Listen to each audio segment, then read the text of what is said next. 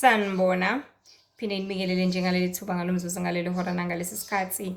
Bantu baNkulunkulu kuhlezi kwemangalisayo enkulu nemnandi intokozo ukuthi sihlezi sihlangana ngezindaba ezibabazekayo, ezinkulu izindaba zombuso wezulu, ezinkulu izindaba zokusindiswa, ezinkulu izindaba zokuhlengwa, ezinkulu izindaba zokubuyisana, ezinkulu izindaba zinkulunkulu asithandela zona ukuthi sihlezi njalo sizindla sizondla ngazo. uJehova yakhile ekhaya ezulwini, uhlezi ngaso sonke isikhathi ethanda ukuthi sikwazi konke okukhulu asibonisa kona, konke okukhulu asabela kona, konke okukhulu athanda ukuthi asisize ngakho.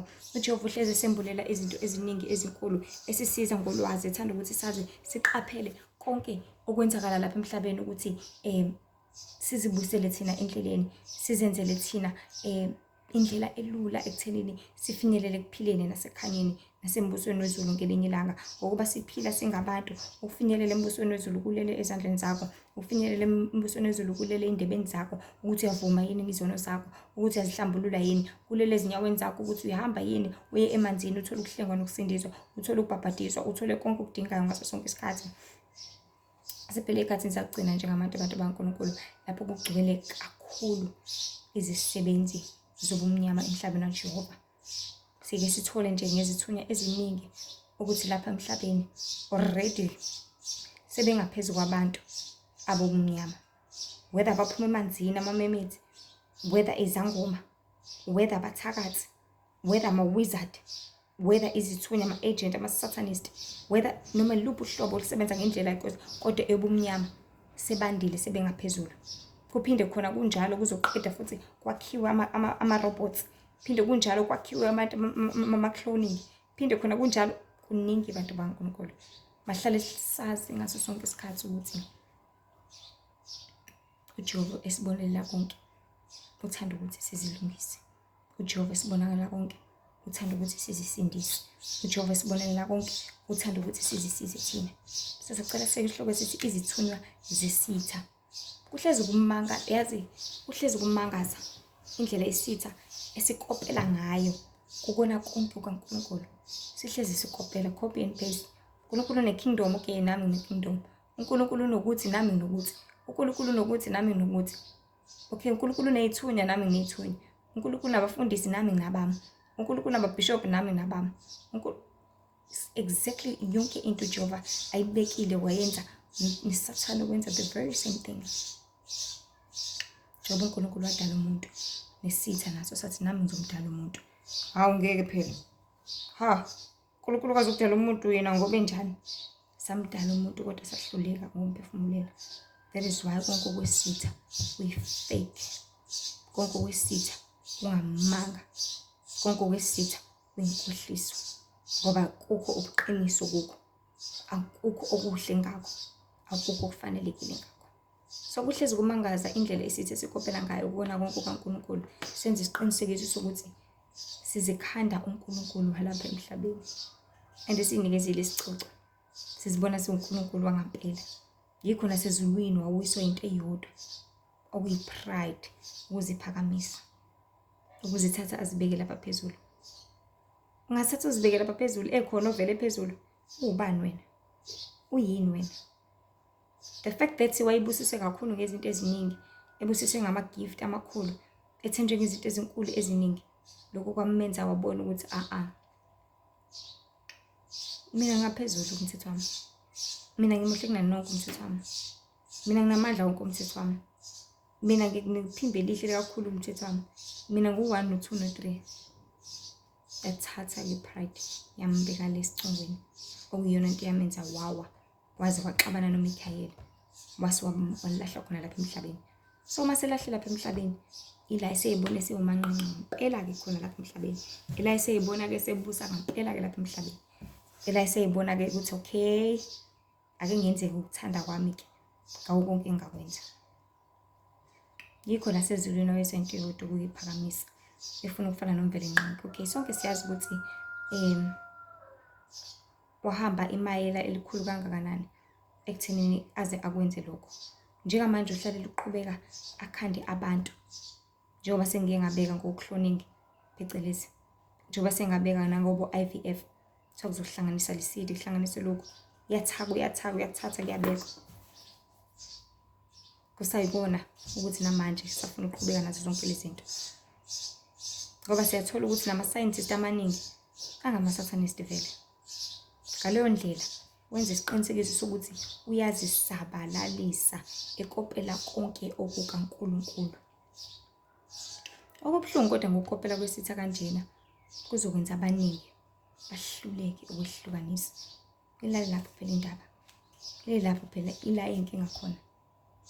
Kuzokwenza abantu abaningi bahluleke ukwehlukanisa phakathi kukaSathane nokaNkulunkulu. UkaSathane nokaNkulunkulu. Bese ukuthi uma kuyibandla nendawo yokukhonzela futhi uma kuthiwa uNkulunkulu kusho ukuthi kubizwa yena yedwa odala izinto emhlabeni, kanti cha, noSathane unguNkulunkulu qobo lwakhe. Kodwa engikuthanda kakhulu ngomdali wezulu nomhlaba ukuthi uzivezile ukuthi uNkulunkulu onjani, uNkulunkulu owenza kanjani, uNkulunkulu nenhliziyo enjani, uNkulunkulu ofisa ini. Ikakhulukazi uzivezile ukuthi uNkulunkulu onomthetho, ongalona ijoka lo mthetho lo, because abantu abaningi bathatha Nkosi yami kwazwani unzima ugcina iminyaka 10, bathi mawuthatha ukubheka makuthiwa ungebi mawabili bawuyejele akusiwena. Ungaphingi mawuphingile uba ulanda izifo akusiwena. Ungabulali mawubulele uba lolanda abantu befuna ukumbulala naye akusiwena na. So how can you say ukuthi uyijoka ekubeni uzosiza wena? It's like umzali ezothi cela ukuthi ungiphekele rice, uzothi awu wena makwazi wayisidina kwazi wayisicefa ukupheka i-rice, kodwa nawe udinga ukudla at the end of the day. So bantu baNkulunkulu, ngaleyo ndlela ungahambi. Uma ungahambi futhi ungawugcina umthetho kaNkulunkulu, awukhonzi uNkulunkulu odala izulu nomhlaba. If ungazi ukuthi kubhalwe ukuthini Exodus 20, awukhonzi uJehova umdali wezulu nomhlaba. Ngiyaphinda, if ungazi kubhalwe ukuthini encwadini ka-Exodus 20 kulo leli Bhayibheli, awukhonzi uJehova umdali wezulu nomhlaba. Khona omunye uNkulunkulu omkhonzayo, angimazi nami. Awukhonzi yena lo onokuphila okuphakade. Uma usazenzela umathanda, usayigqokela umathanda, usayikhulumela umathanda, ukhuleka noma umile, udla noma umathanda, cha, usadukile umuntu kaNkulunkulu, buyela enkosini, lisakhona ithuba usaphila. Manje lezi zisebenzi esitha singacabangi bantu baNkulunkulu ukuthi mhlasimbe uzobona ukuthi abemnyama ukuze kucace ukuthi umthakathi, umbone ngokufaka amagolide, amazinyo onke ukuze kucace ukuthi iSatanist, cha. Labantu basemndenini yethu, labantu basebantwaneni bethu. Uthi unezingane eziwu4 eyodwa ivele ihluphe nje iphuma eceleni ingezwe inhlobo, ngisho ungayenzani kahle kahle sabanje ubungane kahle kahle izithunywa ezivela kwiKingdom yesitha. Uma isikhulile uzoyithola ukuthi ubani, enze umsebenzi awuzele lapha emhlabeni. Ngokuba mhlawumbe thola ukuthi uyisoka lamanyala, azalisa shi. Nako ukuzalisa kwakhe kusawumsebenzi athunyelwe ukuzowenza lapha emhlabeni. Aqhubeka alethe abanye abayithimba lakhe aluvela lapha ebumnyameni. Naye uzoqhubeka umsebenzi nomshikashika. I quote nje enye channel ebizwa ngoba Heavens Update ukuthi balanda ithimba, balande bonke abasebenza ebumnyameni.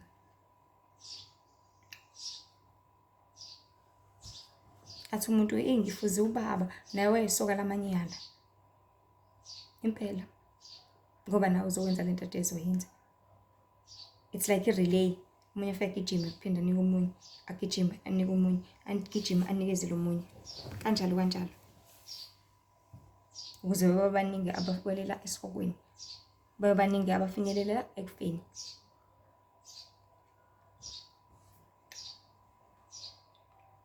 Because impilo yomdlalo abantu baNkulunkulu kuyagijima lana, futhi kwenzeka lokhu okubizwa ngokuphecelezi, like I just said, i-relay. Angithi silibele siphila sifa, kuyazalwa kuyafika. So laba basuke bekhona ngaleso sikhathi ilaba basuke bethunyelwa ukuthi bazosebenza. And mase sufile sekuphelele ithuba, sekuphelele ngawo, sekuphelele isikhathi sakho, usuke usuye ekubhujisweni obviously if uzofela esonweni. So izisebenzi zobumnyama since uNkulunkulu lethe izisebenzi zokukhanya, izithunywa zakhe ukuthi zishumayele ivangeli ukuze abantwana bakaNkulunkulu noma befa bathola ukuphulukiswa nokuphila okuphakade baye embusweni wezulu noma baya eparadise. Nezisebenzi zobumnyama nazo zizele ukuthi abantu bezohokekeseka baphuziswe makuthi baphuziswa, babhenyiswe makuthi babhenyiswa, bafetshiswe makuthi bafetshiswa khona bezofela khona lapho ebese baya kuphi kwalasha esihogweni. Khona just after death. Because after death kunendawo ebizwa ngeparadise, izwe lokulinda.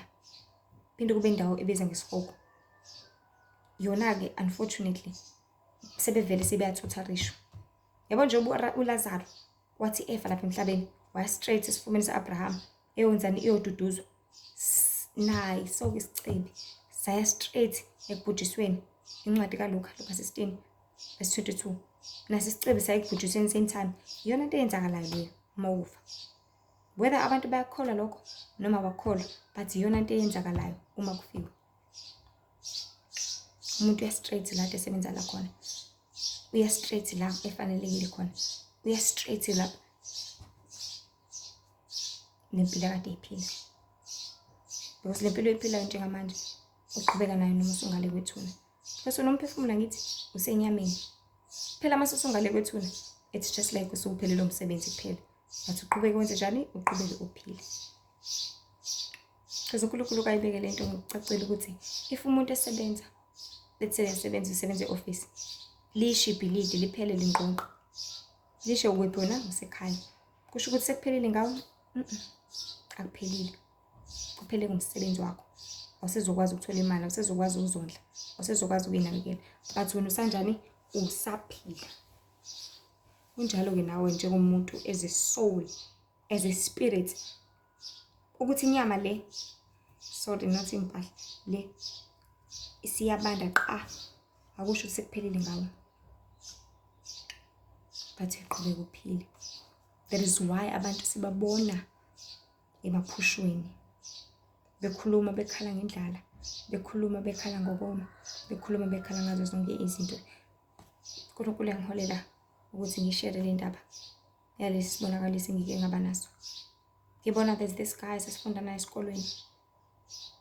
Owayekade sasiqeda isikole wasebenza umsebenzi ayosebenza ngokuba uDJ.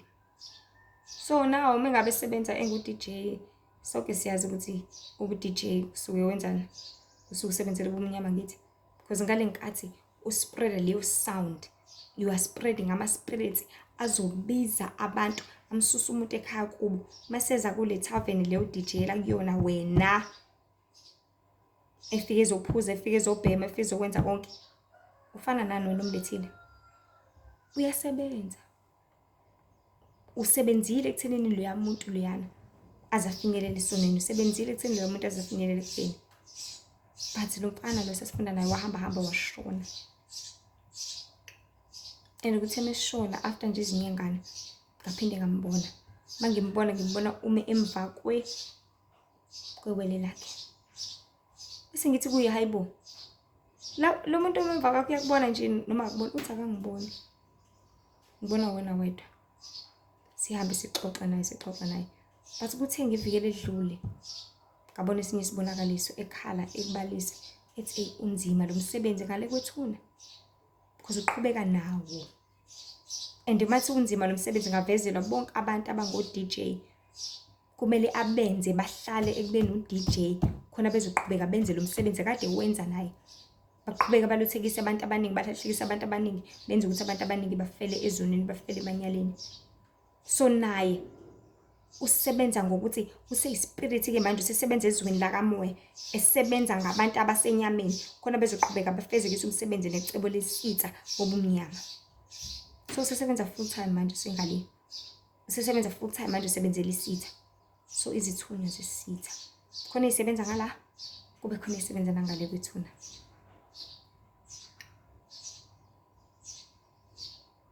So njengoba kade ngisabeka ukuthi lezi zithunywa nezisebenza isitha, abantu esiphilisana nabo, abantu esizalwe nabo, abantu esibabona mihla yonke, abantu mhlawumbe umuntu mhlawumbe othandana naye.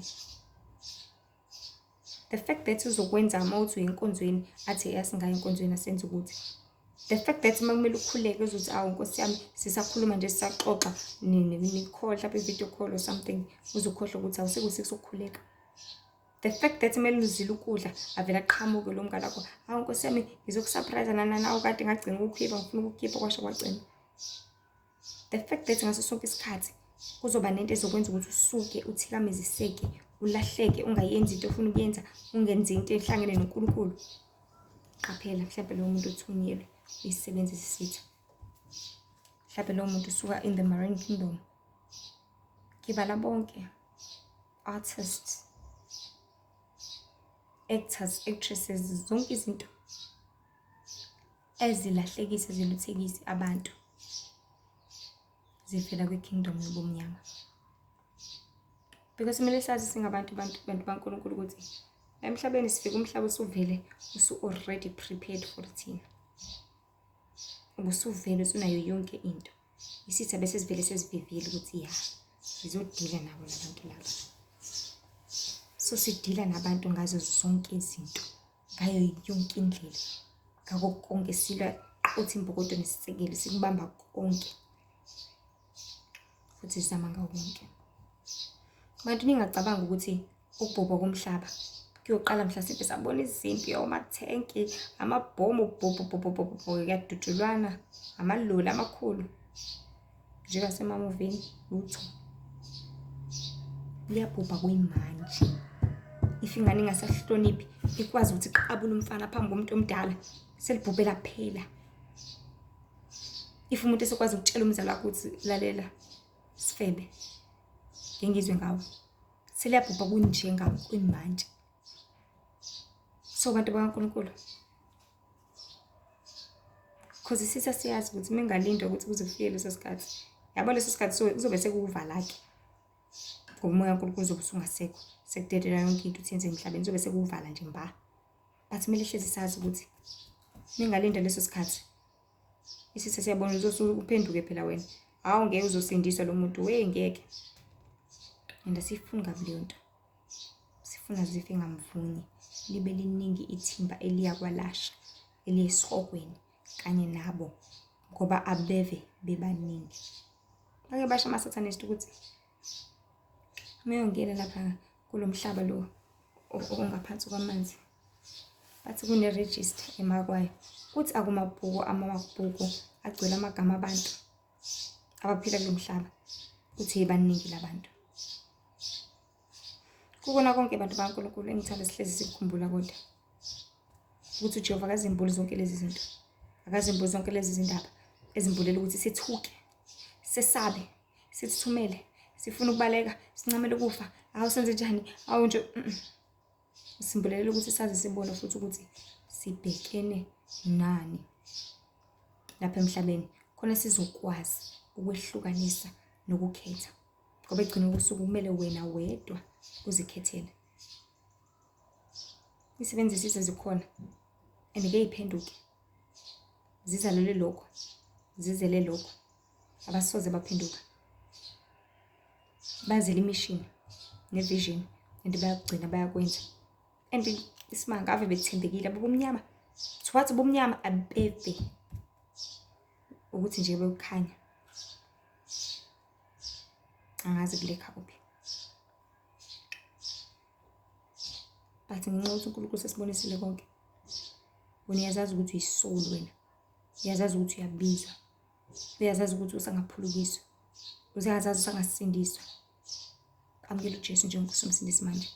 Izinto ezibalekile ezinkulu zithi abantu phendukani ngoba umbuso wezulu usondele. Ihlengo nesindiso nebhabhade ngokuba ukufa usondele kakhulu. Engakubeka nje ukuthi uJehova akakaguquki usamile ngonaphakade. Umthetho wakhe usanjalo imiyalelo yakhe ayikashintshi. Bantu bakaNkulunkulu sisahlalela ukwenza konke asiyaleze ngakho. Phinde singakhohlwa incwadi yabaseGalatia chapter 5 ikhuluma ngazo izithelo zenyama.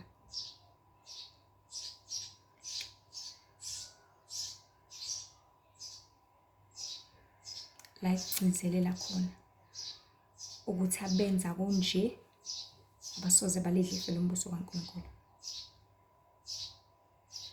Kabe efisa nokulidla noma ufisa ungafisi kaye sobona ngezenzo zakho ukuthi zingaguquki, hlezi ukhethe ubumnyama ngokukhanya. Ngalo myalezo ubaba wethu ohlala ekhaya ezulwini afisa siqonde ukuthi konakele emhlabeni wakhe. Zikhona izithunywa zakhe zigcwele futhi nezikasathane zikhona futhi zigcwele. Bathi lokho angakusabisi. Bathi akwenze uzibuze ukuthi mina ngakuliphi. So abafisa uNkulunkulu kumele bazidele. Udele konke. Udele umntwana wakho. Udele imali. Udele umyeni wakho, udele unkosikazi wakho, udele umzali wakho. Udele konke. Udele umsebenzi. Udele ukudla uma uthanda ukudla. Udele zonke izinto. Abangani bakho, izihlobo zakho, umphakathi. Udele yonke into oyithandayo. Ngaleyo ndlela uzoqala usuhamba uhambo noKristu oluya emhlabeni omusha. Uma uthanda kodwa ngoba konke kulele kuwena. uKristu aze athi asidele konke ngoba uyazi ukuthi kuzona zonke izinto lezi nakubona bonke laba bantu bakhona abathunyelwa bazolahlekisa. Bathi mawuphika nabo bazoqhubeka bakulahlekise. Uhlale nabo bazoqhubeka bakulahlekise. Okuzokwenza ungafezi into ezele lapha emhlabeni ngoba vele bona ngeke never ngeke baze baphenduke. Isabelo sabo sisodwa ichibi lomlilo. Mawungaphiki nabo kodwa phila nabo nje kuphela ngoba uyobuza ngalo mithuni ukuthi ya wenza kanjani emhlabeni, wawenza nomsebenzi owuthunyelwe wona.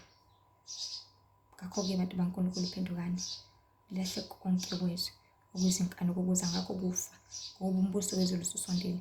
Nihlengwe nisindise nibhabhatise ngoba ukufa kusondele kakhulu.